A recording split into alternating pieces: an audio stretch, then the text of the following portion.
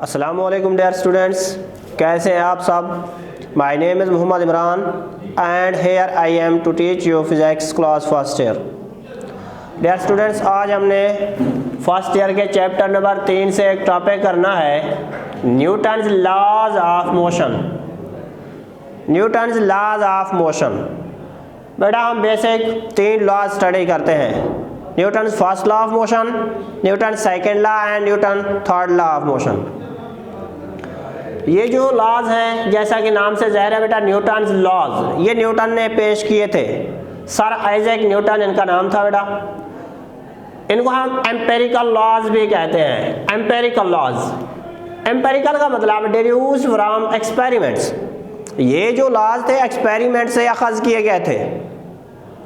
ये जो तीनों लॉज थे फर्स्ट, सेकंड और थर्ड, ये तमाम, इसकी एक बुक थी सर आइजैक न्यूटन की, उसका नाम था प्रिंसिपिया।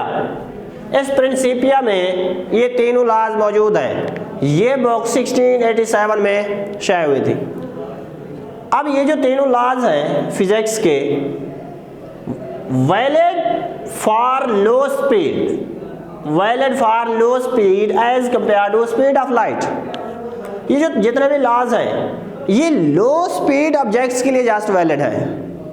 लो स्पीड ऑब्जेक्ट, जैसा कि बेटा अगर मैं बात करूं बाईसाइकिल है, एक साइकिल है, वो जब ट्रेवल करे, जब साइकिल चले तो हम उसकी जो स्टडी करेंगे वो भी इसमें वैलिड है, वो भी न्यूटन्स लॉज वैलिड है। अगर हम सिमिलरली एरोप्लेन की बात करें, वो भी तो काफ़ी स्पीड से चलता है, उड़ता है, लेकिन उस पे भी ये लॉज वैलिड है।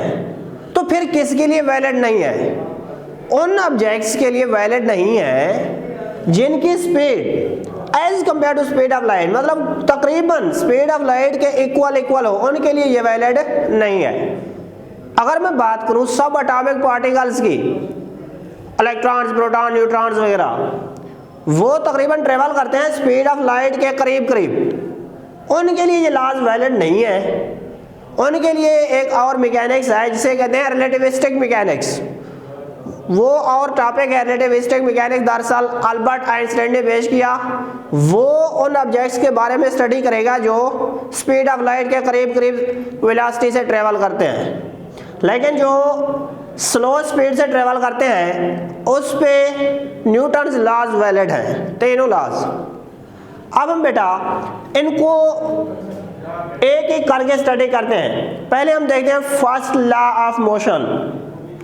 फर्स्ट लॉ ऑफ मोशन क्या कहता है, इसकी पहले मैं तारीफ कर रहा हूं। स्टेटमेंट देखें बेटा, statement, a body at rest will remain at rest or a body moving with uniform velocity will continue to do so unless an unbalanced external force acts upon it। इस पैराग्राफ, इस statement का मतलब ये है, अगर कोई object rest में है तो वो रेस्ट में रहेगा। अगर कोई ऑब्जेक्ट यूनिफॉर्म वेलोसिटी से ट्रेवल कर रहा है, वो यूनिफॉर्म वेलोसिटी से ट्रेवल करता रहेगा, तब तक करता रहेगा जब तक आप उसके ऊपर कोई अनबैलेंस एक्सटर्नल फोर्स अप्लाई नहीं करते। ये है first law of motion, Newton's first law of motion. इसकी एग्जांपल में a book lying on the table, second example a car moving with uniform velocity। a book lying on the table, कोई table है उस पर book पड़ी है, एक दिन के बाद भी पड़ी रहेगी, 2 दिन के बाद, 3 दिन, अप टू सो, जितने दिन के बाद आप देखेंगे वो वहीं पे पड़ी रहेगी। अगर आप उस पर एक्सटर्नल फोर्स नहीं लगाते, अगर आप एक्सटर्नल फोर्स लगा के उसको नहीं उठाते तो वो अपनी जगह पे पड़ी रहेगी। सिमिलरली अगर कोई कार है, कोई गाड़ी है, यूनिफॉर्म वेलोसिटी से ट्रेवल कर रही है तो वो गाड़ी चलती रहेगी, कार चलती रहेगी। कब तक चलती रहेगी? जब तक आप उसके ऊपर कोई एक्सटर्नल फोर्स नहीं लगाते। सपोज आप उसके ऊपर ब्रेक अप्लाई नहीं करते, ब्रेक अप्लाई करना भी तो एक्सटर्नल फोर्स है, तब जाके वो रुकेगी। यही बात है बेटा, इसको हम क्या कहते हैं, फर्स्ट लॉ ऑफ मोशन। इस फर्स्ट लॉ ऑफ मोशन को लॉ ऑफ इनर्शिया भी कहते हैं, लॉ ऑफ इनर्शिया। अब इनर्शिया क्या है, इसको मैं डिफाइन कर रहा हूं। The property of an object due to which it resists any change in its state of rest और मोशन। ये किसी ऑब्जेक्ट की प्रॉपर्टी है जिसकी वजह से वो अपनी हालत में आने वाले किसी भी चेंज के खिलाफ मज़ाहमत पैदा करता है। कोई भी ऑब्जेक्ट है, सपोज वो रेस्ट में है, तो क्या करेगा, आप जब उसको उठाएंगे तो आपको फोर्स लगानी पड़ेगी। मतलब वो ऑब्जेक्ट, उसकी एक प्रॉपर्टी है रेजिस्ट करना, आप उसको इजीली नहीं उठा सकेंगे। कोई ऑब्जेक्ट है, आप उसको उठाना चाहेंगे तो आप फोर्स लगाएंगे, इजीली आप उसको नहीं उठा सकेंगे। वो उसकी प्रॉपर्टी है जो रेजिस्ट कर रही है। इनर्शिया दरअसल किसी ऑब्जेक्ट, इनर्शिया का मतलब जिद है किसी चीज़ की। मतलब वो कह रहेगा मैं जैसे हूँ मुझे रहने दे, बस मैं नहीं आता, इसको हम कहेंगे इनर्शिया। जैसे मैंने आपको एग्जांपल दी कि अगर कोई बुक पड़ी है टेबल पे तो वो पड़ी रहेगी, अगर कोई कार मूव कर रही है तो वो कार करती रहेगी जब तक आप उसके ऊपर कोई एक्सटर्नल फोर्स अप्लाई नहीं करते।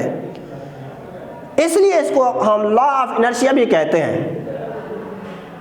सपोज ये बेटा m1 भी ऑब्जेक्ट है, m2 भी ऑब्जेक्ट है। m1 वेरी ग्रेटर है एज कंपेयर टू m2, तो जब आप इस पे फोर्स लगाएंगे तो आपको ज्यादा फोर्स लगानी पड़ेगी।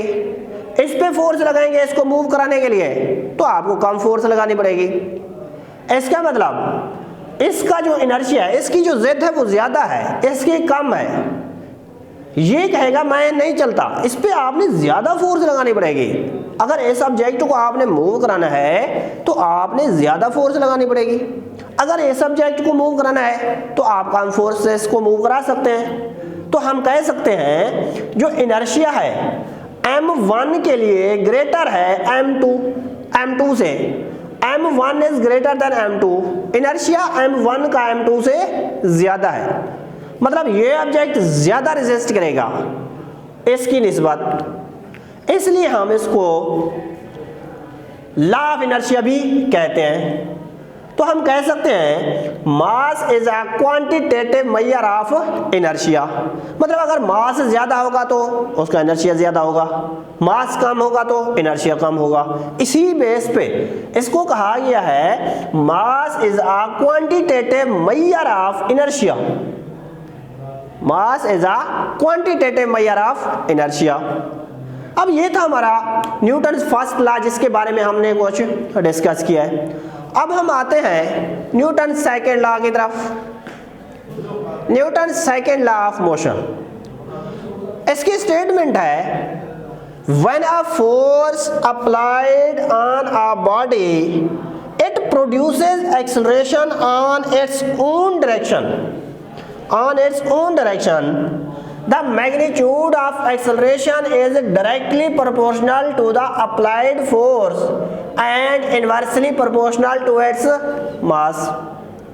मतलब जब आप किसी ऑब्जेक्ट पे फोर्स लगाते हैं तो उसमें एक्सेलरेशन प्रोड्यूस होगा। अब वो एक्सेलरेशन किस सिमत में होगा, उसी फोर्स की सिमत में होगा जो आप अप्लाई कर रहे हैं। ये जो एक्सेलरेशन है वो उस फोर्स के डायरेक्टली प्रोपोर्शनल है। जितनी आप फोर्स लगाएंगे उसमें ज्यादा उतनी एक्सेलरेशन प्रोड्यूस होगा,